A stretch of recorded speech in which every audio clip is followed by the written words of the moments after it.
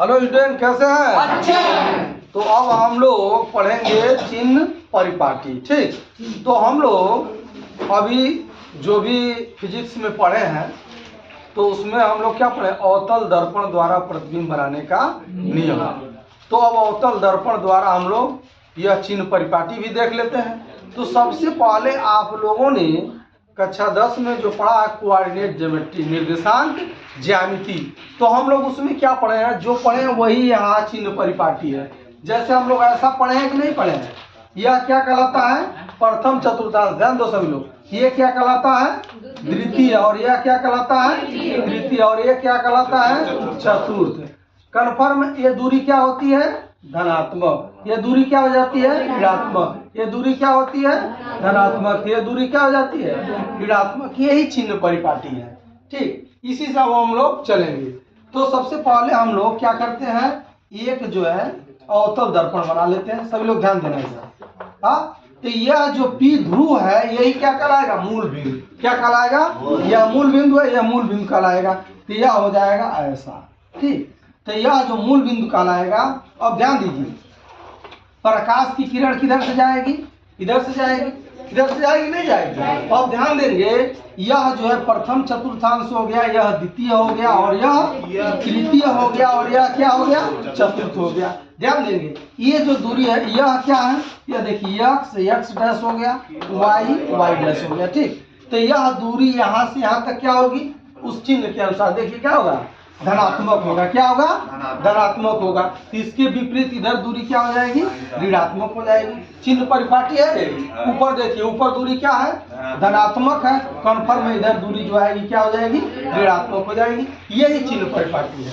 तो अब अगर जो हम लोग कोई वस्तु यहाँ पर रखते हैं, मान लीजिए वस्तु ऐसे रख लीजिए, तो यहाँ से इस वस्तु की जो ऊंचाई है, यह दूरी क्या होगी, धनात्मक होगी। धनात्मक होगी नहीं होगी, लेकिन इस मूल बिंदु से यहाँ से इसकी जो दूरी होगी यह क्या होगी, ऋणात्मक होगी। अगर इसका प्रतिबिंब इधर बनता है, मान लीजिए इधर बनता है, चाहे जहाँ भी बनेगा इसका प्रतिबिंब तो इधर ही बनेगा। अगर जो और भी लेंगे और इधर बनेगा तो यह दूरी क्या हो जाएगी, ध्यान दीजिए, यहाँ यह दूरी क्या हो जाएगी, धनात्मक। लेकिन अगर जो नीचे बनेगा तो ऋणात्मक, ऊपर बनेगा तो धनात्मक। ठीक हो गया, यह हो गया अवतल दर्पण। अब हम लोग देखते हैं उत्तल दर्पण। क्या देख लेते हैं, उत्तल दर्पण। तो उत्तल दर्पण में ऐसा होगा कि नहीं होगा, सब लोग ध्यान दीजिए, ऐसा होगा। और यह ध्रुव है, लेकिन ऐसा हम लोग बनाना पड़ेगा, नहीं बनाना पड़ेगा। यह पी है, ध्रुव है। हाँ, इसमें भी 4 भाग हुए कि नहीं, प्रथम चतुर्थांश क्या हो गया, प्रथम, द्वितीय, तृतीय और चतुर्थ। बना कि नहीं बना। अब ध्यान दीजिए, यहाँ प्रकाश की किरण किधर से जाएगी, इधर से जाएगी। हाँ, जाएगी कि नहीं जाएगी। तो अब इधर से जाएगी, तो यह जो दूरी होगा इस चिन्ह परिपाटी के अनुसार, देखिए हम लोग चिन्ह परिपाटी जो बनता है निर्देशांक ज्यामिति के अनुसार ही बनेगा। तो इधर वाली दूरी क्या हो जाएगी, ऋणात्मक हो जाएगी। ये दूरी क्या हो जाएगी, धनात्मक हो जाएगी। ऊपर वाली दूरी क्या हो जाएगी, धनात्मक हो जाएगी। नीचे वाली दूरी क्या हो जाएगी, ऋणात्मक हो जाएगी। क्लियर है। तो अब हम लोग इसमें पढ़े हैं जो अवतल दर्पण, इसमें पढ़े हैं ना। तो अब ध्यान देंगे, हम लोग जो भी किरण यह जाती है दर्पण से टकराती है, फोकस से होकर के चली आती है, तो कन्फर्म यहाँ से इस मूल बिंदु या ध्रुव से वस्तु की दूरी, ध्रुव से वस्तु की दूरी को क्या कहते हैं, यू कहते हैं। क्या कहते हैं, यू कहते हैं। यहाँ से यहाँ तक की जो दूरी बना इसको क्या कहेंगे, यू कहेंगे। कोई दिक्कत है। अब यह गया और ऐसे आ गया, ऐसे भेजे, तो यहाँ कहीं प्रतिबिंब बना कि नहीं बना। तो अब यहाँ से इस ध्रुव से इस प्रतिबिंब की दूरी को क्या कहते हैं, भी कहते हैं। क्या कहते हैं, भी कहते हैं। कोई दिक्कत नहीं है।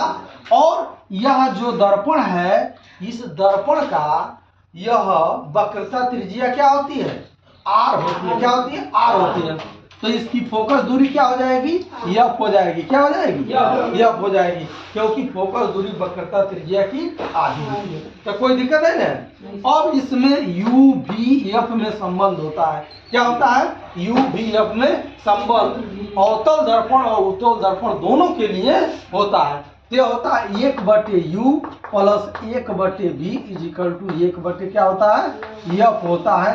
यह एक सूत्र होता है अवतल दर्पण और उत्तल दर्पण दोनों के लिए। अब पूछा जाए u क्या है, u क्या है, ध्रुव से वस्तु की दूरी है। क्या है, ध्रुव से वस्तु की दूरी है। अब पूछा जाए v क्या है, तो क्या है, ध्रुव से प्रतिबिंब की दूरी है, ध्रुव से प्रतिबिंब की दूरी है।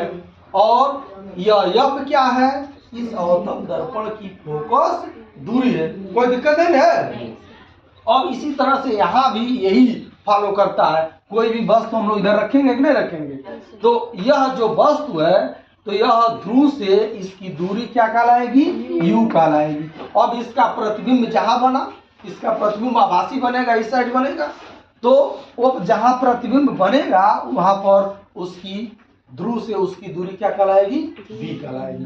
अब देखिए यहाँ कन्फर्म है, ये इधर ये बन रहा है, तो जब इधर ये बनेगा तो यह दूरी क्या होगी, ऋणात्मक होगी। यहाँ में देखिए यहाँ से यहाँ तक दूरी क्या है, ऋणात्मक है, लेकिन इसका प्रतिबिंब आभासी इधर बनेगा तो दूरी क्या हो जाएगा, धनात्मक हो जाएगा। तो यह जानना है u v f में संबंध यह होता है। अब ध्यान देंगे हम लोग, इसमें कितनी राशियां हैं, 3 राशियां हैं। तो इन 3 राशियों में से कोई 2 राशि का मान अगर जो ज्ञात रहे तो हम लोग क्या करेंगे, तीसरी राशि का मान हम लोग ज्ञात कर लेंगे। कोई दिक्कत नहीं ना। इसके बाद हम लोग अब पढ़ने जा रहे हैं रेखीय आवर्धन। फिर हम लोग अगले वीडियो में पढ़ते हैं रेखीय आवर्धन।